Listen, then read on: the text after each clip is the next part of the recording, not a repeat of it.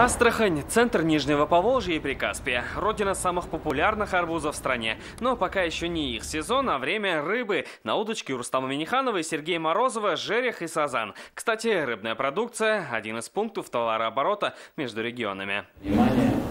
И, конечно... Как раз о торгово-экономическом сотрудничестве речь идет на двусторонней встрече. Сейчас товарооборот 500 миллионов рублей. В перспективе – 1 миллиард. В ноябре прошлого года регионы подписали соглашение о сотрудничестве. Тогда в Казань приезжал Сергей Морозов. Сейчас руководители принимают новый документ с планом действий.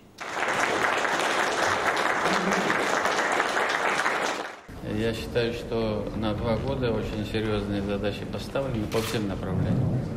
И социально-культурная сфера, и торгово-экономические отношения, и инвестиционные, спортивные, и туристические.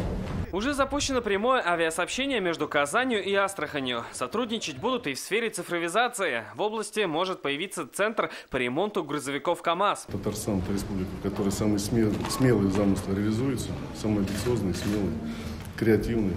Нам есть чему учиться, безусловно, богатейший опыт, мы его понимаем, хотим, чтобы мы со своей стороны были тоже эффективными партнерами. Культурный обмен через местных татар. Сейчас их в области около 60 тысяч. С их представителями встретились Рустам Минниханов и Сергей Морозов. В Астрахани работает татарский театр, детские ансамбли, выпускается газета «Идель», построены сквер и парк имени Габдуллы Тукая. Татары где-то не были, они адаптируются на ту территорию, они являются патриотами этой территории.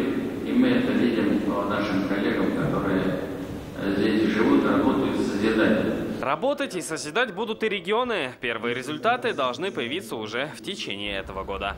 Салават Ухмадуллин, ТНВ, Астрахань.